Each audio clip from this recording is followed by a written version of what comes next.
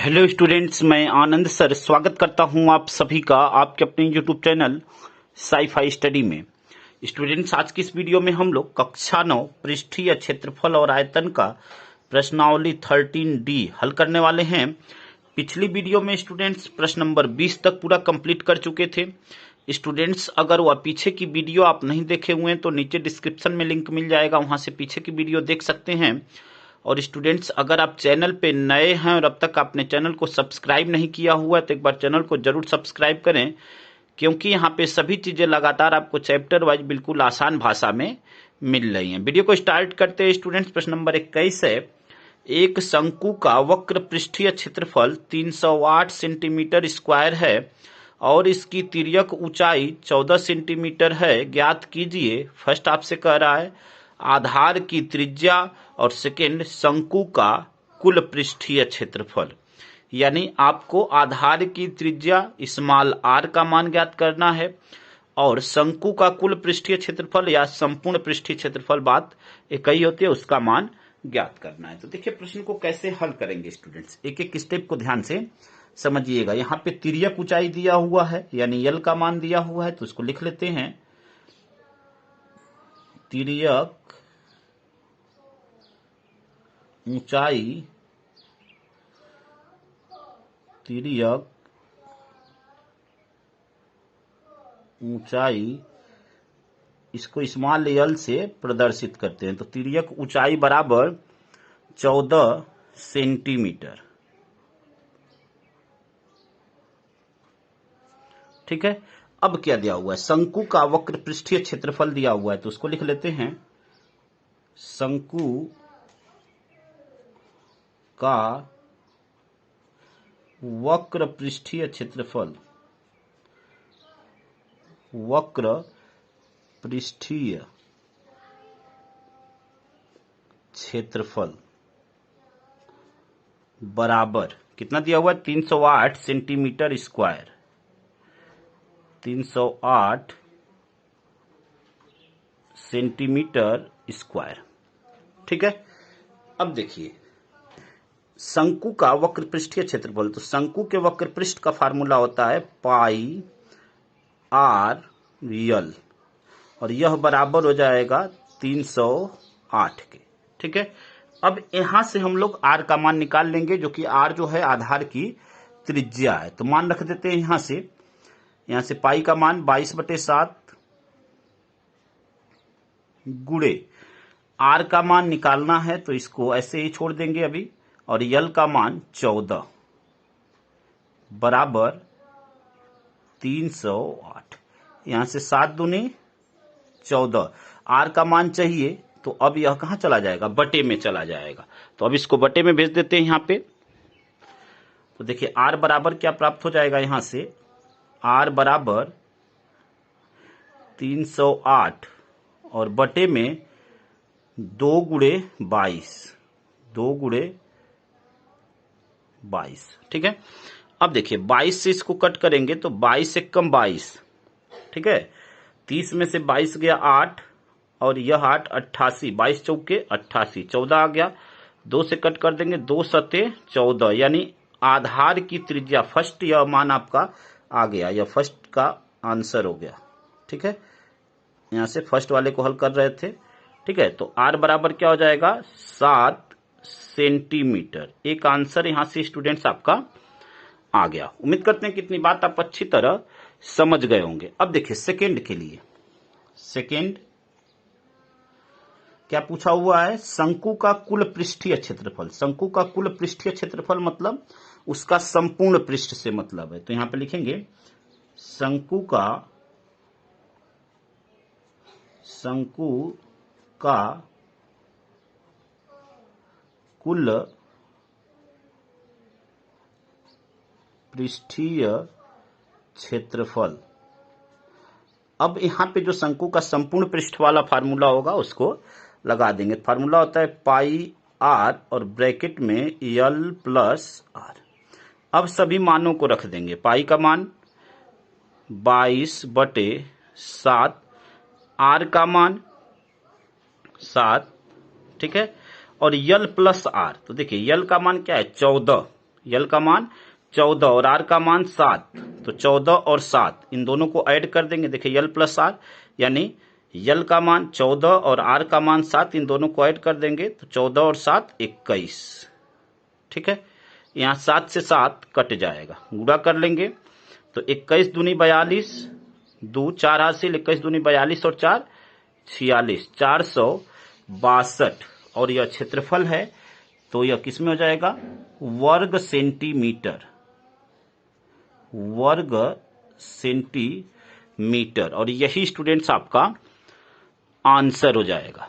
ठीक है, एक आंसर आपका यहाँ पे आर का मान जो कि आधार का व्यास पूछा हुआ था, और सेकंड आंसर आपका यहाँ पे। उम्मीद करते हैं कि इतनी बात आप अच्छी तरह समझ गए होंगे स्टूडेंट्स। अगले प्रश्न को हल करते हैं। अगला प्रश्न आपका प्रश्न नंबर 22 है। शंकु के आकार का एक तंबू 10 मीटर ऊंचा और उसके आधार की त्रिज्या 24 मीटर है।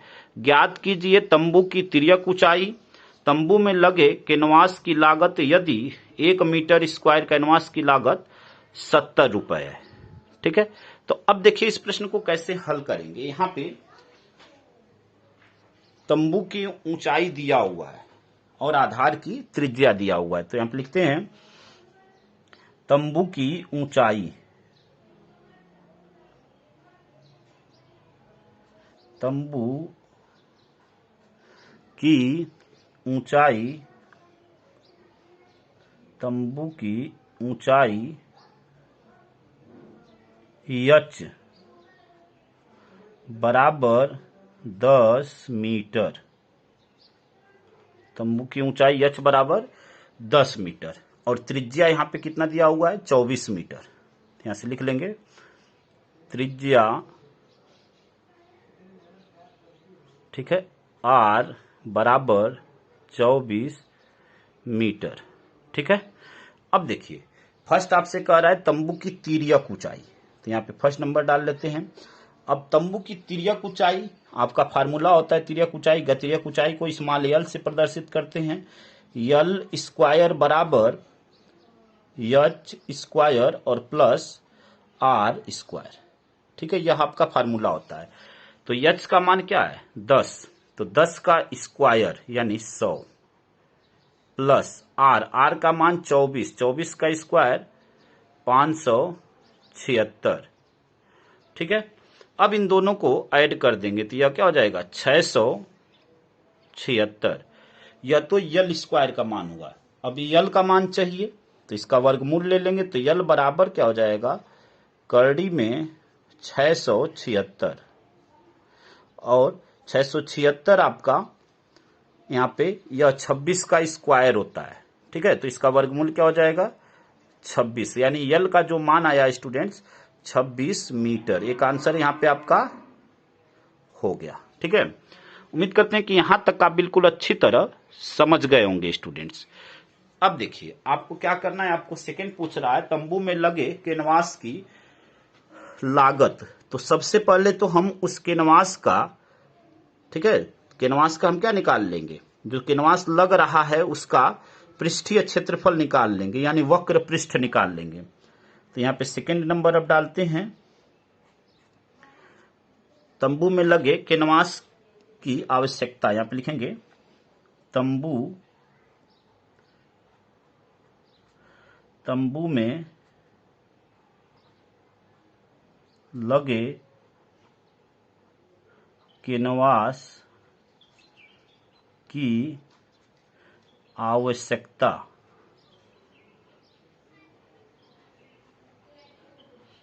अब उसमें जो आवश्यकता लगेगी कैनवास की वह शंकु के वक्र पृष्ठ के बराबर होगी, बराबर शंकु का वक्र पृष्ठ, शंकु का वक्र पृष्ठ। ठीक है, अब देखिए शंकु के वक्र पृष्ठ का फार्मूला क्या होता है, पाई आर यल।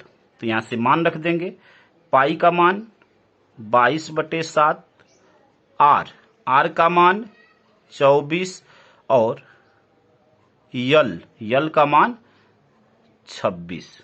ठीक है, अब देखिए अब आपसे पूछा हुआ है कि 1 मीटर स्क्वायर कैनवास की लागत 70 रुपए है। ठीक है, तो अब इतने मीटर स्क्वायर के लिए कितनी कैनवास की जरूरत पड़ेगी, तो यहां पे लिखेंगे चूंकि, देखिए चूंकि 1 मीटर कैनवास की लागत या 1 मीटर कैनवास का व्यय, चूंकि 1 मीटर स्क्वायर कैनवास की लागत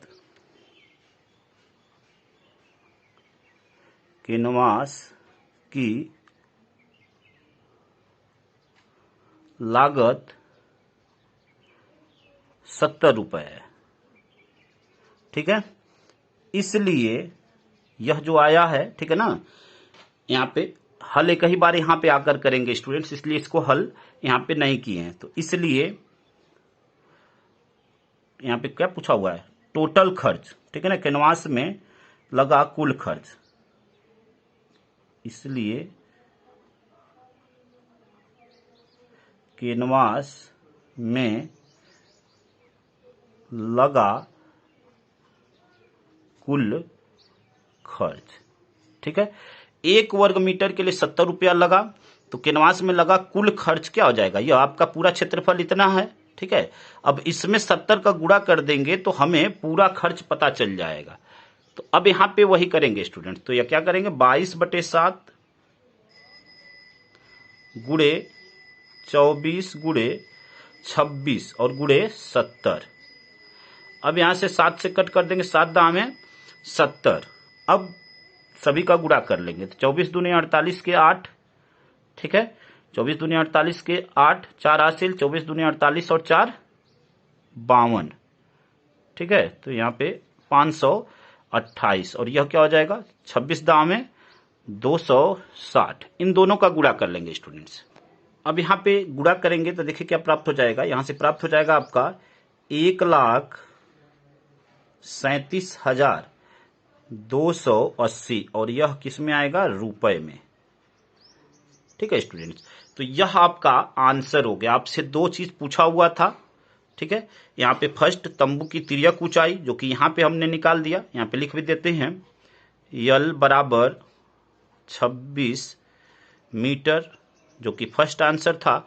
और दूसरा आपसे पूछा हुआ है कि उसमें कितना लागत लगेगा, जो कैनवास लग रहा है तंबू बनाने में, उसमें कितना लागत लगेगा, तो यह आपका रुपीज में आ गया, 1,37,280 रुपए।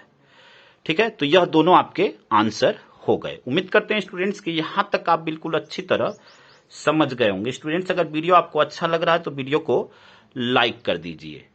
अगले प्रश्न को देखते हैं स्टूडेंट्स। अगला प्रश्न आपका प्रश्न नंबर 23 है। 8 मीटर ऊंचाई और आधार की त्रिज्या 6 मीटर वाले एक शंकु के आकार का तंबू बनाने में 3 मीटर चौड़े तिरपाल की कितनी लंबाई लगेगी। यह मानकर चलिए कि इसकी सिलाई और कटाई में 20 सेंटीमीटर तिरपाल अतिरिक्त लगेगा। पाई बराबर 3.14 का प्रयोग कीजिए। ठीक है, अब देखिए प्रश्न में क्या कह रहा है। प्रश्न में कह रहा है कि 8 मीटर ऊंचाई और आधार की त्रिज्या 6 मीटर है, जिसका एक शंकु बनाया गया, शंकु के आकार का तंबू बनाया गया। फर्स्ट चीज, अब कह रहा है कि जब वह तंबू बनाया गया तो जो तिरपाल काटी गई वह 3 मीटर, ठीक है ना, 3 मीटर चौड़ी थी। तो कह रहा है कि ऐसी कितनी लंबाई जो है उस तंबू को बनाने में लगेगा, और पाई का मान आपको 3.14 लेना है। तो सबसे पहले जब शंकु के आकार का बनाया गया तो पहले शंकु का हम लोग पृष्ठीय क्षेत्रफल निकालेंगे यहां से। ठीक है, तो अब देखिए यहां से क्या लिखेंगे, यहां से 8 मीटर ऊंचाई दिया हुआ है, तो यहां पे लिखेंगे तंबू की ऊंचाई, तंबू की ऊंचाई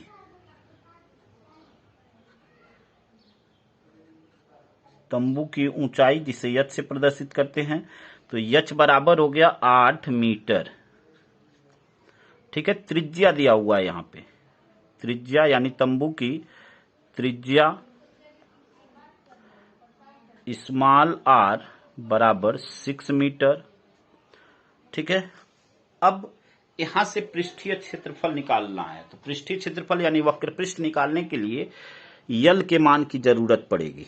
ठीक है, तो यल बराबर क्या होता है, या तो यल स्क्वायर बराबर H square plus R square, या यल बराबर करड़ी में H square plus R square, सभी मान रख देते हैं। 8 का स्क्वायर, तो 8 का देखिए एच का मान 8 है, 8 का स्क्वायर 64 प्लस आर का मान 6, 6 का स्क्वायर 36, तो यह क्या हो जाएगा करड़ी में 100 और 100 का वर्गमूल हो जाएगा 10, तो यह हो जाएगा 10 मीटर। ठीक है, यल का मान 10 मीटर हो गया। अब देखिए जो तंबू बनाने में जो तिरपाल का जो क्षेत्रफल होगा वह जो है शंकु के वक्र पृष्ठ के क्षेत्रफल के बराबर होगा। तो यहां पे लिखेंगे तंबू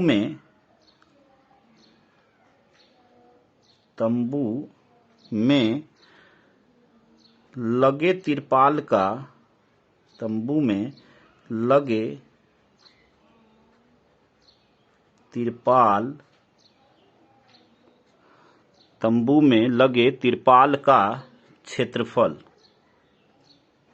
ठीक है, तंबू में लगे तिरपाल का क्षेत्रफल बराबर तंबू के वक्र पृष्ठ का क्षेत्रफल, तंबू के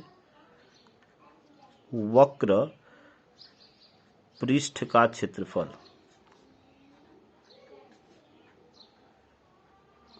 तंबू के वक्र पृष्ठ का क्षेत्रफल यानी तंबू में जो तिरपाल का जो क्षेत्रफल होगा वह तंबू के वक्र पृष्ठ के क्षेत्रफल के बराबर होगा। और तंबू के वक्र पृष्ठ यानी तंबू जो है शंकु के आकार का है, तो यहां शंकु वाला फार्मूला लग जाएगा, यानी वह किसके बराबर हो जाएगा पाई आर यल। अब यहां से मान रख देंगे, तो पाई का मान आपको 3.14 लेना है, प्रश्न में दिया हुआ है, तो 3.14 गुणे आर का मान 6 और यल का मान 10। अब इन सभी का गुणा कर लेंगे, ठीक है, तो इन सभी का गुणा करेंगे, देखिए क्या प्राप्त हो जाएगा यहां से 6 चौके 24 के 4, ठीक है, 2 हासिल 6 कम 6 2 8 और 6 3 18, ठीक है। अब यहां पे देखिए 10 का गुणा करेंगे तो एक 0 और लग जाएगा और 2 स्थान पे दशमलव यानी 188.40, ठीक है, 188.40 और यह हो जाएगा क्षेत्रफल है तो मीटर स्क्वायर वर्ग मीटर में। उम्मीद करते हैं स्टूडेंट्स कि यहां तक आप बिल्कुल अच्छी तरह समझ गए होंगे। अब देखिए प्रश्न में बोला हुआ है कि तंबू बनाने में 3 मीटर चौड़े तिरपाल, यानी जो तिरपाल की जो चौड़ाई थी वह 3 मीटर थी और लंबाई नहीं पता है, तो लंबाई को हम लोग मान लेंगे कुछ। तो हम यहां पे मान लेते हैं कि माना तिरपाल की लंबाई यक्स है, माना तिरपाल की लंबाई यक्स है, माना तिरपाल की लंबाई यक्स है तथा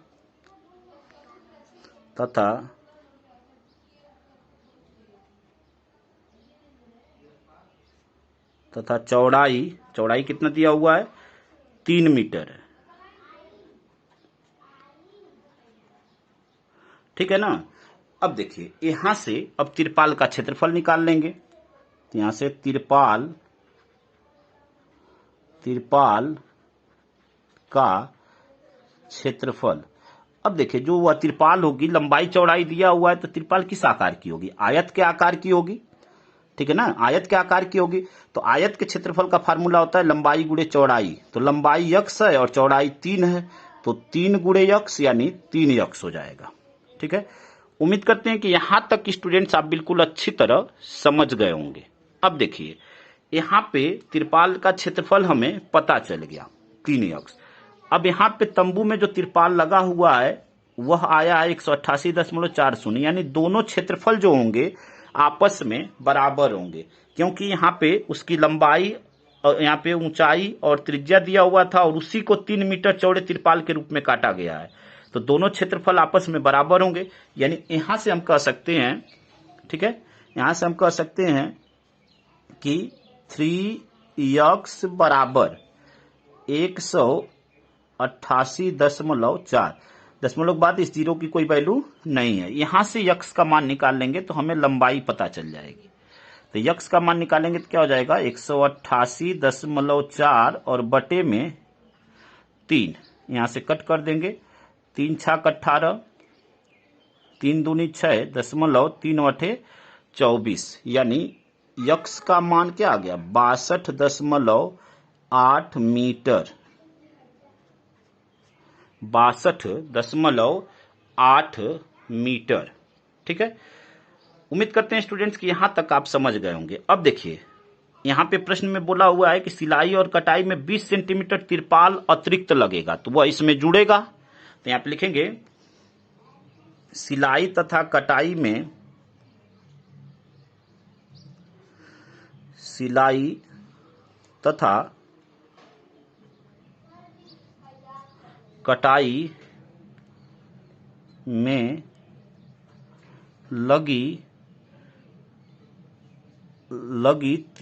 तिरपाल की अतिरिक्त लंबाई। ठीक है ना, सिलाई तथा कटाई में लगी तिरपाल की अतिरिक्त लंबाई, तिरपाल की अतिरिक्त लंबाई। ठीक है, अतिरिक्त लंबाई वह दिया हुआ 20 सेंटीमीटर और बाकी सभी किसमें है मीटर में। तो इसको भी मीटर में कन्वर्ट कर लेंगे, यानी सेंटीमीटर से मीटर में कन्वर्ट करेंगे तो उसमें 100 से भाग दे देंगे। ठीक है, तो 100 से भाग देंगे तो यह क्या हो जाएगा, देखिए 0.2 मीटर, यह हो जाएगा 0.2 मीटर।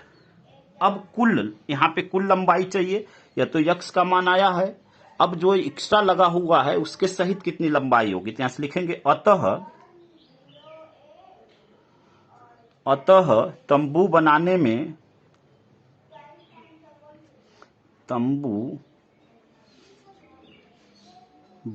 में लगी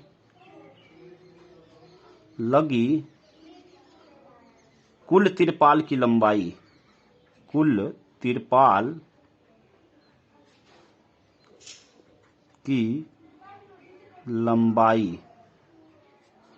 बराबर क्या हो जाएगा 62.8 प्लस 0.2 ऐड कर देंगे तो यह क्या हो जाएगा 63 मीटर। और यही स्टूडेंट्स आपका आंसर हो जाएगा। ठीक है, उम्मीद करते हैं कि यहां तक बिल्कुल आप अच्छी तरह समझ गए होंगे स्टूडेंट्स। अगले प्रश्न को हल करते हैं। अगला प्रश्न आपका प्रश्न नंबर 24 है।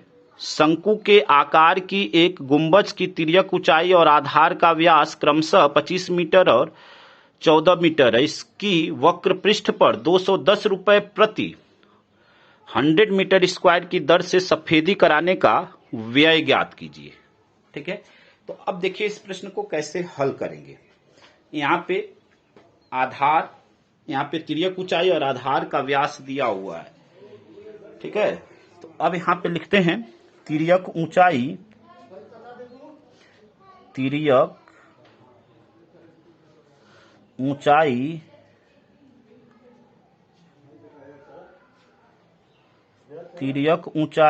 यल बराबर कितना दिया हुआ है, तिर्यक ऊंचाई यल बराबर 25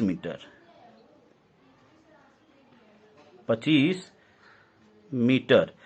यहां पे फिर क्या दिया हुआ है आधार का व्यास, तो हमें त्रिज्या चाहिए, तो त्रिज्या जो होती है वह व्यास की क्या होती है आधी होती है। तो यहां से त्रिज्या स्मॉल आर बराबर 14/2 बराबर 7 मीटर।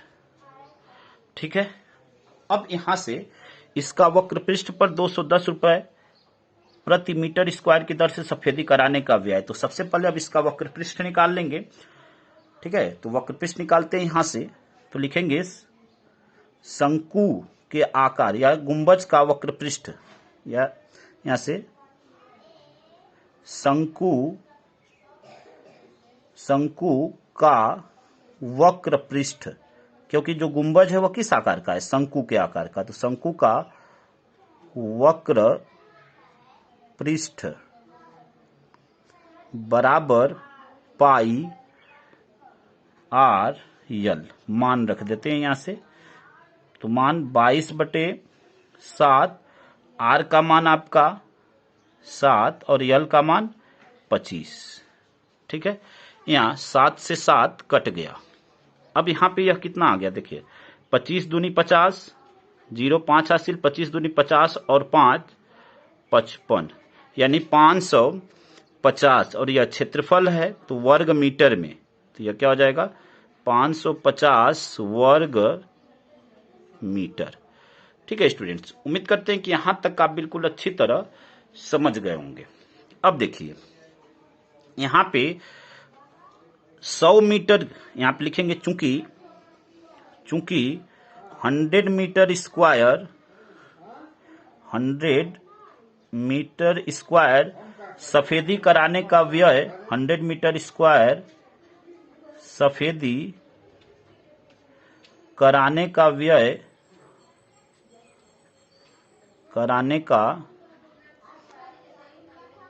व्यय बराबर 210 रुपए।